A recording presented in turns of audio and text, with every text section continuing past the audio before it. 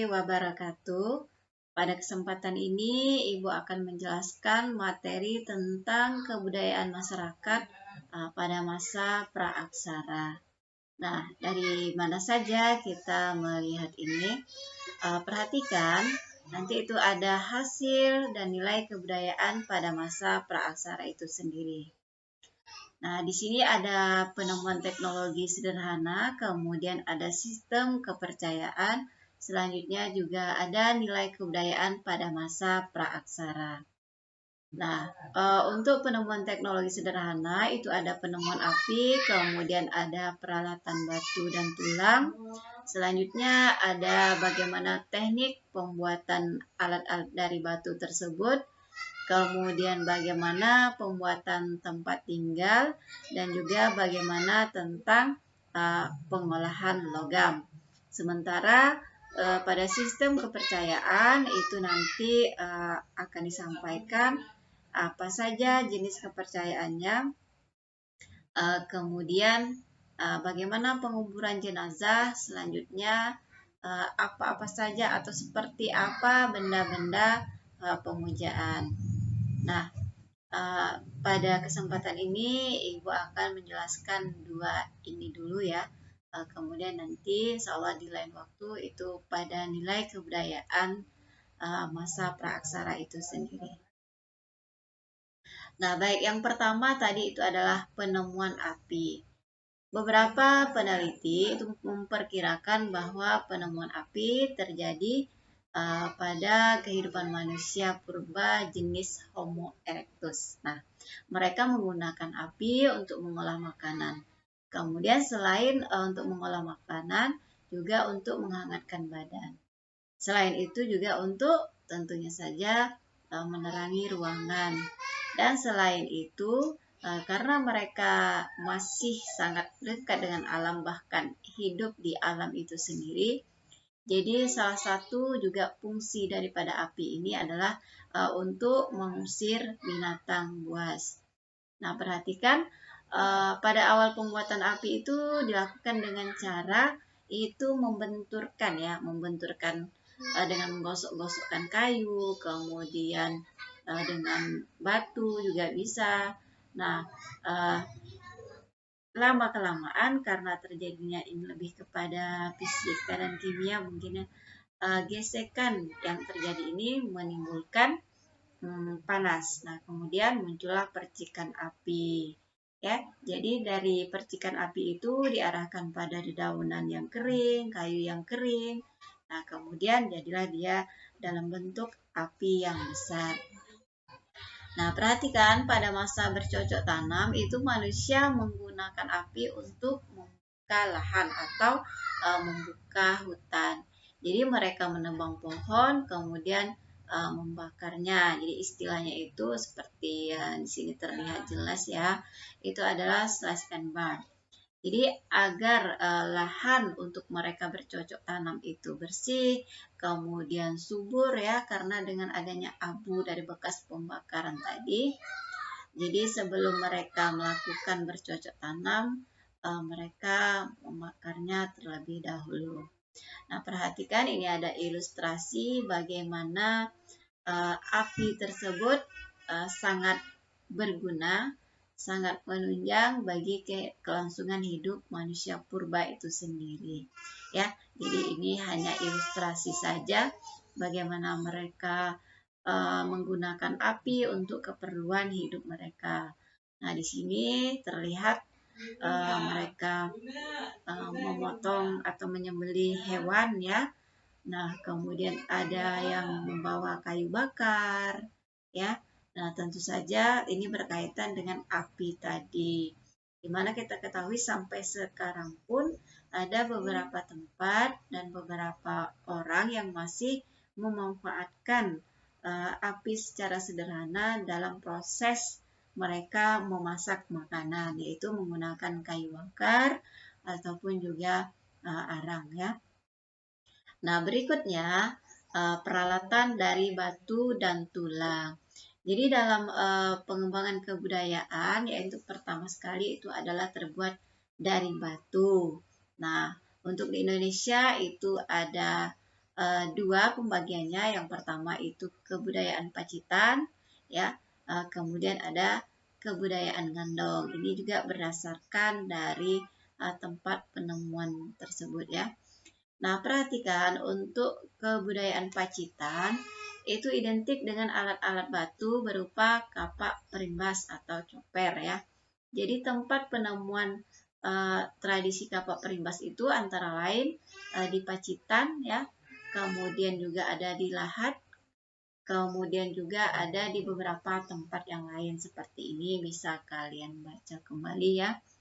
Nah, ini adalah contoh daripada hasil kebudayaan dari batu dan tulang tersebut.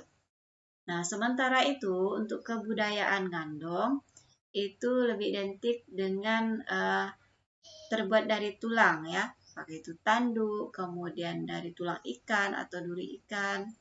Nah, oleh karena itu untuk kebudayaan Ngandong disebut juga dengan kebudayaan tulang, ya, seperti itu. Nah, bagaimana teknik pembuatannya?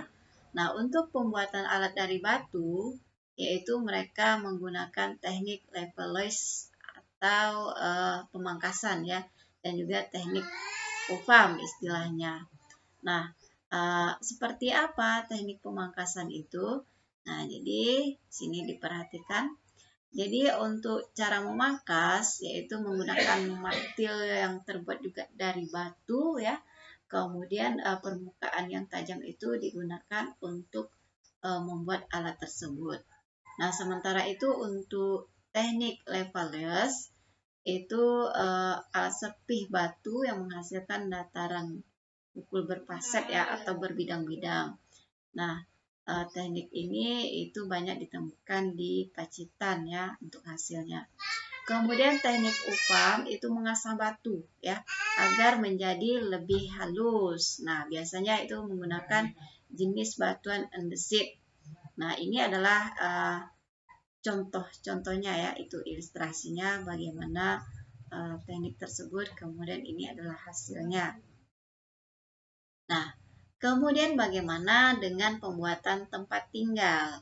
Nah, jadi untuk tempat tinggal manusia purba itu ketika mereka sudah menetap, ya, itu berkaitan erat. Di sini ada istilah Kokemoninger, kemudian ada Abrisos Rossi. Nah, perhatikan Kokemoninger itu bahasa Denmark, ya. Jadi bahasa kitanya itu sampah dapur. Jadi kalau kita perhatikan ini seperti tumpukan kulit kerang, ya, yang sudah sangat banyak menggunung, ya, bentuknya seperti ini.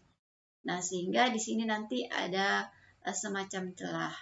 Nah, karena kita tahu kalau kerang-kerangan ini biasanya sangat kuat, ya, sangat keras. Jadi ini itu diperkirakan, ya, dari zaman Paleolitikum itu sudah ada, ya. Nah, selanjutnya Abrisos Rossi itu adalah gua, ya.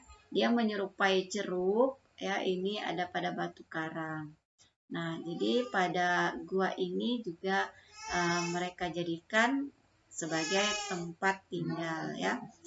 Yang mana pada saat cuaca panas ataupun hujan ataupun tempat perlindungan dari gangguan binatang buas, ya. Nah, selanjutnya pengolahan logam yang berkembang di Indonesia itu perunggu, ya, campuran antara timah dan tembaga. Nah, pada masa ini itu dikenal dua teknik, yaitu teknik Akhir Perdu dan Bivalve. Nah, kalau Akhir Perdu itu disebut juga dengan teknik cetak lilin, ya. Nah, di sini ada keterangannya.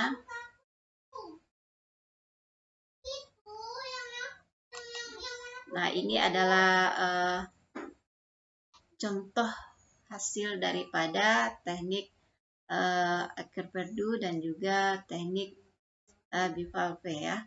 Kalau Bivalve itu disebut juga dengan teknik setangkup karena menggunakan dua keping cetakan, ya, yang terbuat dari batu. Walaupun manusia purba pada masa itu masih hidup dengan cara yang sangat sederhana, bagaimana mereka memanfaatkan alam, kemudian mengolah apa yang sudah mereka bisa dengan alam tadi, ternyata mereka juga mempercayai bahwasannya ternyata alam ini ada yang mengatur. Nah, namun seperti apa kepercayaan mereka? Nah, di sini akan kita bahas sedikit ya, yaitu jenis kepercayaan manusia purba. Nah, perhatikan yang pertama itu adalah animisme. Nah, apa itu animisme? Animisme ini adalah kepercayaan terhadap roh nenek moyang. Mereka percaya bahwasanya orang yang sudah mati atau meninggal itu masih bisa mempengaruhi kehidupan mereka, masih selalu mengawasi setiap segi kehidupan yang mereka lakukan. Nah, ini menurut kepercayaan pada saat itu ya. Kemudian yang kedua adalah dinamisme. Nah, untuk dinamisme itu adalah kepercayaan terhadap benda-benda tertentu yang dianggap mempunyai kekuatan ya. Nah, seperti apa misalnya? Ya, mungkin pohon atau ada keris atau ada lainnya ya. Nah, untuk keris itu pada masa Hindu-Buddha nanti pengaruhnya ke sini ya. Jadi pada masa purba itu mereka mungkin percaya bahwasanya pohon yang sangat besar itu ada kekuatan gaib di sana. Kemudian yang ketiga adalah totemisme. Nah, yaitu kepercayaan terhadap binatang. Nah, biasanya mereka mempercayai pada jenis-jenis binatang tertentu yang dianggap ini adalah wujud daripada nenek moyang mereka yang telah meninggal. Jadi seperti itu. Nah, kemudian selain yang tiga ini, sedikit Ibu tambahkan, itu ada lagi istilah politeisme, kemudian ada shamanisme. Nah, untuk politeisme artinya mereka tidak hanya mempercayai hanya satu kekuatan saja. Jadi banyak ya. Ini nanti pengaruhnya ke Hindu-Buddha itu artinya mempercayai banyak dewa atau banyak sekali Tuhannya. Nah, kemudian shamanisme yaitu kepercayaan terhadap dukun yang berlebihan.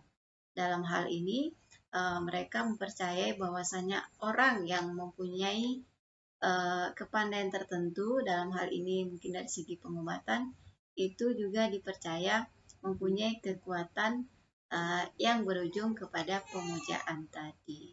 Nah, jadi seperti itu untuk jenis-jenis kepercayaan pada masa praaksara atau pada masa manusia purba. Nah, Ibu rasa cukup untuk materi kali ini. Semoga bermanfaat, semoga menambah pengetahuan kalian, dan silakan cari juga referensi lain termasuk buku paket sebagai acuan dan referensi. Ibu akhiri,